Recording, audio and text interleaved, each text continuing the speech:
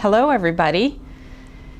It's really great to be here, and we are now working on lesson 10. We're getting into verse 5 of this 23rd Psalm, which begins with, "You prepare a table before me in the presence of my enemies."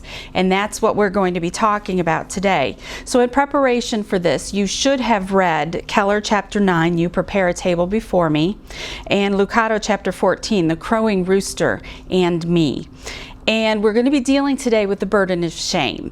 And everybody has felt, of course, all of these burdens we have all felt at some point or another. But I really feel like the last 2 weeks when we were walking through the valley of the shadow of death and the grave, grief, walking through fear and loneliness, those are things that are very, very common to the Christian.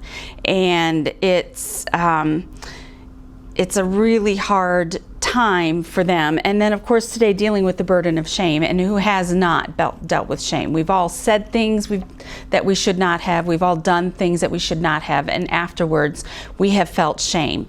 Sometimes it's been something fairly minor, but a lot of times it's been something that's very major and had to be dealt with. And so today we are actually progressing through the psalm. We've been through the valley and we have come up to the mountain. And on the tops of the mountains, as I mentioned in our last lesson, there very often were flat-topped mountains that they would take the sheep to so that they could have their summer grazing. And these are very often called either alplands, tablelands, or mesas. And the mesa is actually a Spanish word. When I was in Brazil, there was that mountain that I talked about when we were winding and going up to go down into the city in the valley, and that was actually called a chapada, which is a term for a flat. And it was a mesa because it was about 20 miles of straight, flat drive across that mountain top. And that's the type of place that the shepherds are leading the sheep to. And those are the summer highlands where they can spend that time and the sheep can graze, and the pastures in the lowlands can be recuperating during that time so that they're getting ready for winter. So today we're going to be talking about being on that flat top and what is up there. And it's apt that David used the word table. You prepare a table before me in the presence of my enemies, because it's really relating to that flat-topped mountain that they are leading the sheep to. And we're also going to be seeing a few parallels between that incident, the incident where David, being the sheep, or also the shepherd, taking the sheep up there to the tablelands. But we're going to see a little bit about the Last Supper. We're going to see some instances in the life of Peter and the parallel to that, and we will be seeing Christ's forgiveness as well during this. So stick with me as we go through the lesson, and hopefully you will be able to get a better picture of what exactly happens up on the mesas. So when the shepherd is getting ready to take his sheep, and he's taking them through the dark valley and up the slope into the high flatlands, and he's getting ready to do that. But before he even leaves, so we're going back to before verse 4, and he makes a couple of survey trips up to the top. And the first survey trip is a preliminary one, and he goes up there and he just looks around to see what is going to be the best use of the land that is considered his. And so he is going to take a little walk around to see which pasture is going to be really good for grazing, which pasture is going to be used possibly a little bit but not very much for grazing. He's going to check out the water streams and make sure they're flowing. He is going to check out to see what kind of changes have been made since the last time he was up there. So that's his first trip. Then he's going to take a second trip, and the second trip is a little bit more detailed because he is making preparations.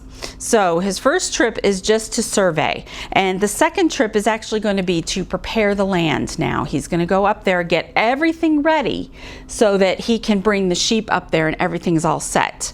When we ran a camp, very often one of the things that we like to do was to go out a day ahead of time, and we would take all the food, all the drinks, any equipment that we would need, because as I mentioned earlier, it was an island camp, so everything had to be taken over by boat.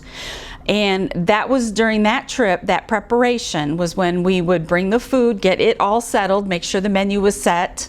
We would get all of the fuel that was needed for the generator. We would get the drinks in the coolers so that when the campers arrived, we would already have some cold drinks for them. And there was a lot of preparation that went on so that when the campers came, everything was ready. And that's exactly what's happening here with the sheep and the shepherd. So he goes and he takes the second trip to prepare the land. One of the things he does is he takes salt and other minerals that he places in strategic places. Those of you who hunt might understand this a little bit better. I know I don't, but obviously animals need salt just like we humans do, and animals will use salt licks, and so they put rocks of salt in different places so that the animals can lick it and get those minerals that they need. And so he puts them around different places where he knows that the sheep will be able to just go and get them when they need them. He decides now which exact areas he's going to use for how much grazing, and so he will actually even just plot off the land a little bit. And also one of the things, the biggest thing that he does is he goes up to remove any plants that might be poisonous to the sheep, because sheep are a little bit indiscriminate when they're eating. They don't really always pay attention, and they just go and graze and graze and graze and graze. Some animals do know which plants are poisonous and which aren't, but sheep are not necessarily that way. And so there are some plants up there that they can, if they eat it, they can either become very sick, and some of them can even kill them. So what they do, he goes up there and he actually removes anything that might be poisonous. So he has to take a really careful look at the land and make sure that there aren't spots where he missed where there might be a poisonous plant. So he goes up there and he prepares that. He takes all of that away so that there's no danger of the sheep being eating those plants and getting very sick or even dying. And it's kind of, this is how we get the understanding that he's preparing a table for us in the presence of our enemies. We're going to see a little bit further. We know that the ongoing threat of predators is very real for sheep, no matter where they are. But this is kind of what he's talking about. All of those dangers that are around us, despite all of that, he makes a table for us, and he makes sure that everything is set and that there will be nothing at the table that is either going to harm us or kill us. And as we're looking into this parallel, and we're reminded of those last few hours of the life of Jesus and his conversation that he had with Peter. And Peter vehemently saying, "I will never deny you, Lord. I will never deny you." And the Lord turned to Peter and he said in Luke 22, verses 31 and 32, "Simon, Simon, behold, Satan demanded to have you, that he might sift you like wheat. But I have prayed for you, that your faith may not fail. And when you have turned again, strengthen your brothers." Jesus is actually making a prediction here about what is going to happen to Simon. He seems like he's being a little cryptic, but those of us who have the privilege of seeing this in hindsight understand exactly what was happening. If any of you have known about sifting wheat, one of the things that they do is they beat the grains after they've harvested them. They beat the grains and then they toss them in the air to get the chaff away, or the outer coating that's no good, and they bring down, so what falls back to the ground is the good wheat. So this is exactly what Jesus is saying to Peter here, that's going to happen. Satan's coming along and he is going to beat you down. And he is going to beat you down, and he is going to try to crush you. But the fact is, I am praying for you, and in the end, you will be strengthened because of that. So what's going to happen because of this experience is that Peter is actually going to become stronger. The chaff is going to be taken away, and what is going to fall to the ground is a more compassionate, more understanding, more fervent Peter for the work of the gospel in the future.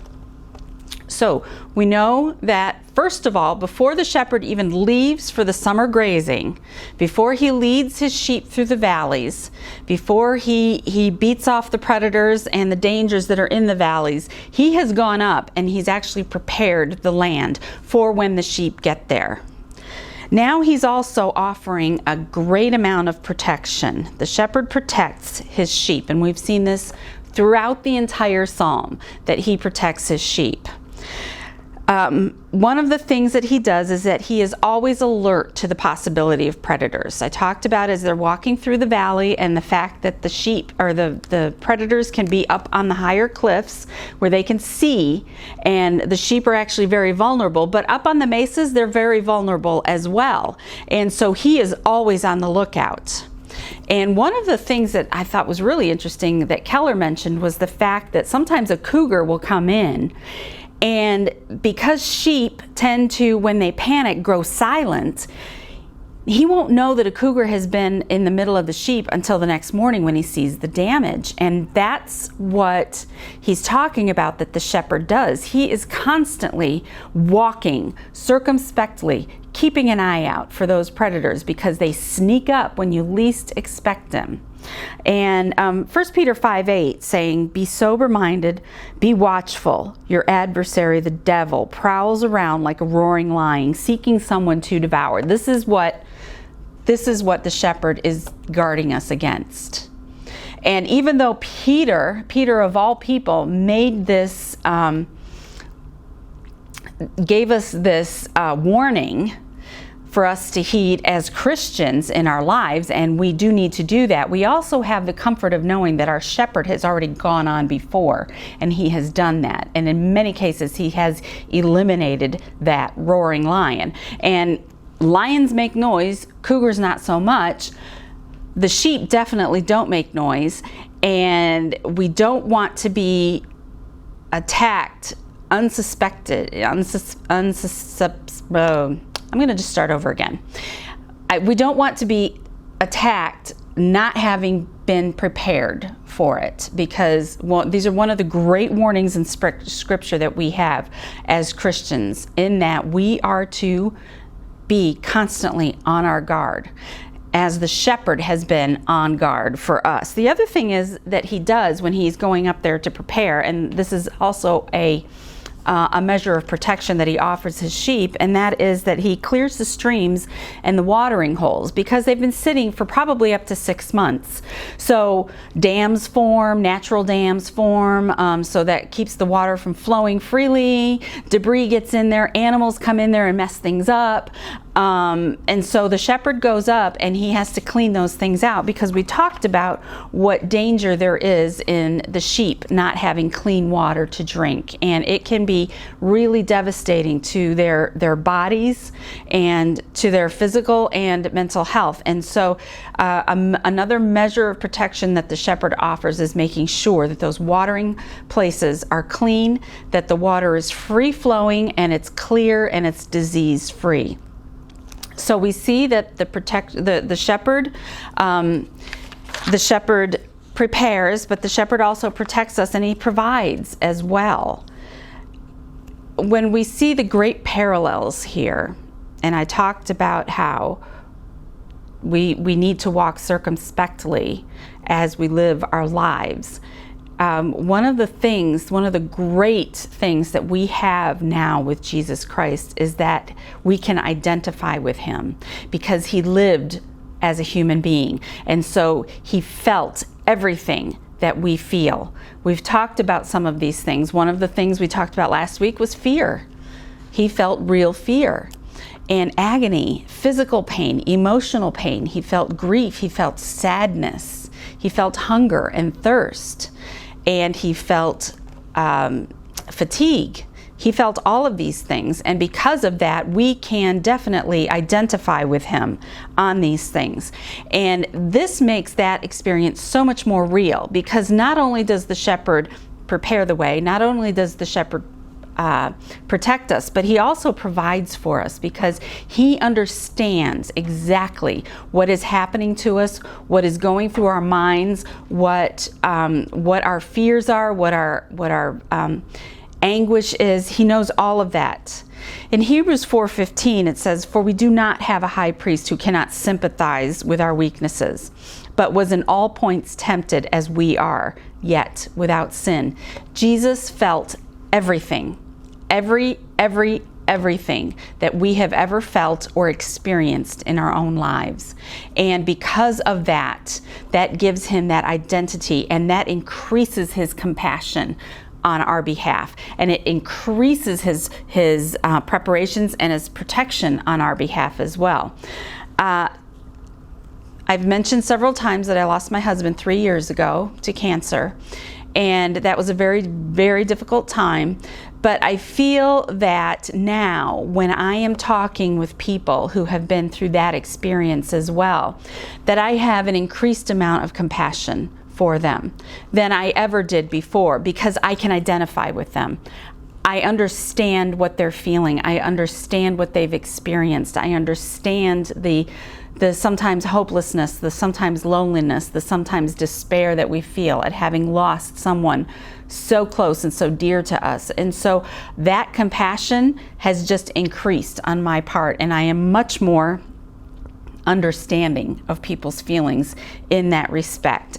And I can only be that way because I have experienced it myself. It doesn't mean that people who haven't experienced it can't have compassion, can't have sympathy, but they can't necessarily identify on that same level as at that point. That doesn't mean that their words of encouragement are any less powerful.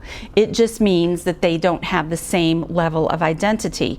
And it's not so much that helps the person who is grieving. It's more that it's helping the person who is trying to minister to the grieving, having been through it.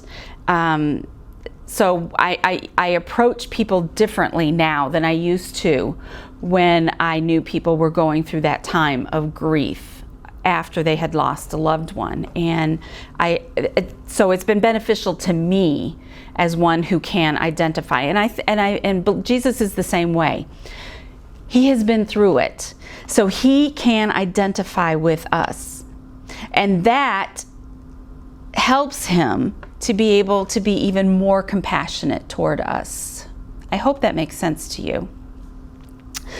It also gives us communion with him. We have communion with him on a much deeper level if we can identify with him.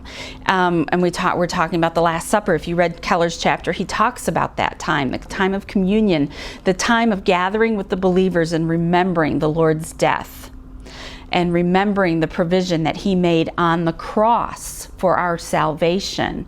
And that time that we drink the juice and we eat the bread and we remember how his body was broken, how his blood was shed for our salvation. And it makes that time much more meaningful because he can identify with us. He knows exactly what it felt like to die. He knows exactly what it felt like to have loss or to experience loss. He knows that. And that makes our communion with him so much better. We are able to relate to him better because he knows how we feel. Why does he know? How does he know how we feel? Because he experienced it, just like we do. In John 10:10, Jesus himself says, "The thief does not come except to steal and to kill and to destroy." He's talking about Satan. "But I have come that they may have life and that they have it more abundantly."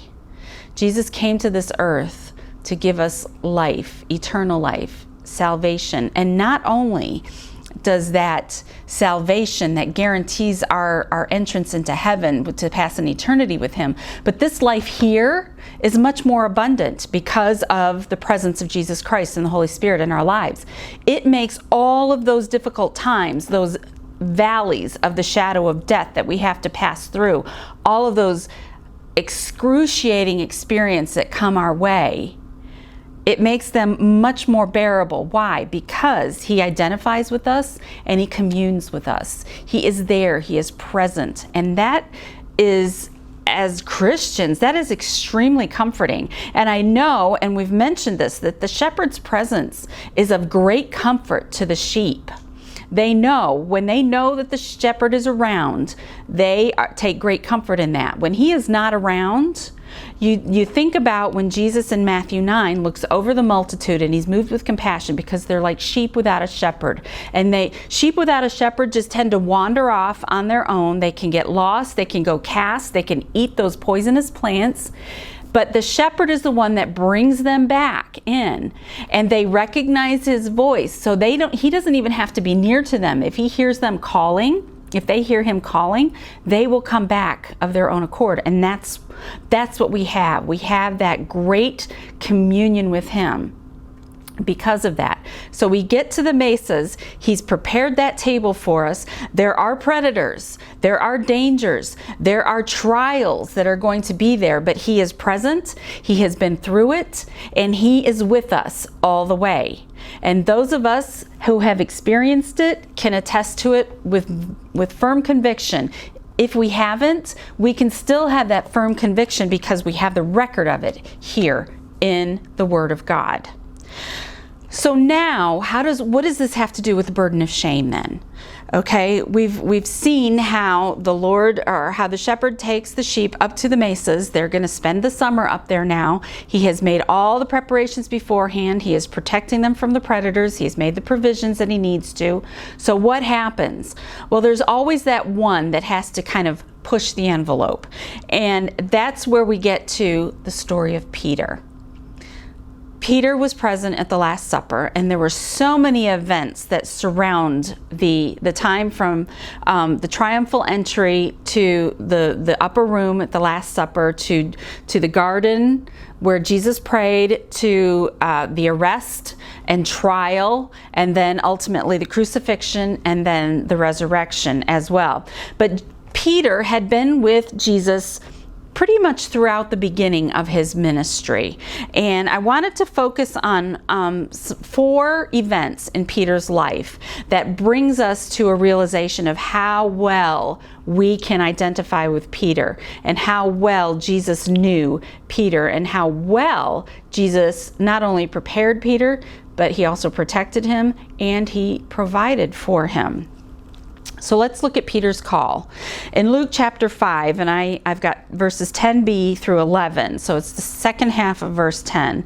And Jesus said to Simon, "Do not be afraid. From now on, you will catch men."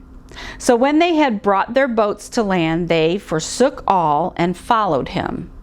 So Jesus is talking to Peter, and he's calling Peter, and he's saying to Peter, okay, you're a fisherman. This is your trade. This is what you've been doing your entire adult life, probably since you were a young boy. You know the sea, you know boats, you know the water, you know how to catch fish. From now on, I am going to teach you how to catch men. In other words, you're going to be an evangelist. And Peter had no idea that how great an evangelist he would become. And we know that Peter was a pretty volatile person. You can just sense by reading accounts of what happened to Peter that he could fly off the handle pretty quickly, that he was fiercely loyal to the Lord. But he also had his downfalls. He was a great man, a great protector of the Lord, but that proved to be a mistake as well. He would say things he shouldn't. He would do things he shouldn't. And I feel like, if the Lord can take a person like Peter and make him into the great preacher that he became, that gives me a lot of hope. I don't know about you. So we have Peter's call. And then as Peter is accompanying Jesus throughout his ministry, there's another incident, and this is what I like to call Peter's confession. In Matthew 16, Simon Peter answered and said, "You are the Christ, the Son of the living God." When Jesus had asked him, "Who do you say that I am?" he made a declaration of faith, stating in no uncertain terms that he understood that Jesus was the anointed one, sent by God, and that he was the Son of the living God. And so he understood who Jesus really, really was. This can only come through profound identification and communion with the Lord. And he had that. He spent 3 years with the Lord in ministry, so he had to have come to know him very intimately. However, despite Peter's confession, Peter also went through a time of denial. And it was a very short period, and it was a devastating period for him. But I really feel that this was a watershed experience in Peter's life, because this was a turning point. This is the event that made Peter who he would become later in life. So Peter denies Christ, and we know the story of what happened. I just wanted to focus on Matthew 26, verses 74 and 75. Then he began to invoke a curse on himself and to swear, "I do not know the man." And immediately the rooster crowed. And Peter remembered the saying of Jesus, "Before the rooster crows, you will deny me 3 times." And he went out and wept bitterly. Peter came to a realization at that point that he had done exactly what the Lord said he would do. A man as fiercely loyal as Peter came to a point where he denied knowing Christ, to the point where he was swearing an oath saying, "I do not know this man," because he didn't want to be put in the same camp. He was afraid to be arrested and crucified with Jesus. And this, when that rooster crowed, that's when he put on that cloak of shame. And he was so burdened with shame that he went out and he wept bitterly. You know, those all-consuming sobs. A lot of people call it today ugly crying. That's the type of weeping that Peter had. He was so filled with shame at what he had done. A man who had been so loyal to Jesus up to that point had denied him so easily in just a few hours. It happened overnight, from the time of the supper to the morning when the rooster crowed. It was an overnight experience, but that was the experience that marked Peter for the rest of his life, in that it is what changed him. So Peter now is devastated. Even though he sees the risen Christ several days after, he's still devastated by what he has done, because like everybody else, he feels, how could the Lord want me after this? I have so utterly shamed myself that he would not even want to be identified with me anymore. But let's see what happens. So in John chapter 21, Peter says, "I'm going to go fishing." He goes back to Galilee, to the life that he used to have. Why? Because it's what's familiar to him. He doesn't want to, he feels that Jesus isn't going to want to have anything to do with him. So I'm going to just go back and do what I did before. Excuse me.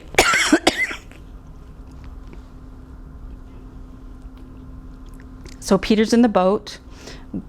They have a miraculous experience with the fish, because they spent the entire night on the boat, didn't catch a single fish, and Jesus said, just throw the net over the other side. They brought in a whole load of fish. And then John realizes it's the Lord. And when Peter realizes this, he takes off all his clothes and he goes running to the beach, because I think he's just so overcome with joy, but also relief that he has not been rejected by the Lord. John 21, 9 and 10, and then verse 12a. When they got out on land, they saw a charcoal fire in place with fish laid out on it and bread. Jesus said to them, "Bring some of the fish that you have just caught." And then Jesus said to them, "Come and have breakfast." He prepared a table. He prepared a table for them, and that table, in that instance, meant restoration for Peter. He was not rejected. This is the table that the Lord provides for his sheep. This is the table that the Lord provides for his people. This is the table that he sets out and he does all the preparation for.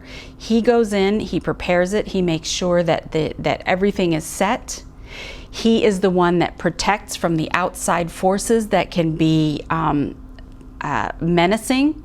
He is the one that provides, and he is through identification and communion with him, and he is the one that restores us to that fellowship. Because we know that after this, Peter became a great preacher, and he became a great evangelist, and he did much for the work of the gospel in the early church. And he became one of the great leaders of the faith, as to the fact that Jesus said to him, "I will build my church on this rock," referring to Peter. Peter was one of the pillars of the early church and one of the founding fathers of the early church, and given us what we have today in the church. And it's a beautiful, beautiful picture of how he prepared the table for them. So that mountaintop experience, we feel like we have arrived at the mesa and you can't go really any higher, but it's all been laid out for us. And it's such a beautiful picture of the Lord's provision for our lives that there are so many times that I'm just in awe, and I'm very often speechless, because we have that available to us. He's already done all the work. We just have to sit down at the table and partake. So, are you carrying that burden of shame today? Look at Peter's life. He had it too. But afterwards, he was restored, and you can be too. And he has prepared the table. It's a banquet. You just need to sit down and partake. I hope you have a great week, and we will meet back again as we talk about anointing the sheep's head with oil. Thanks, and have a great week.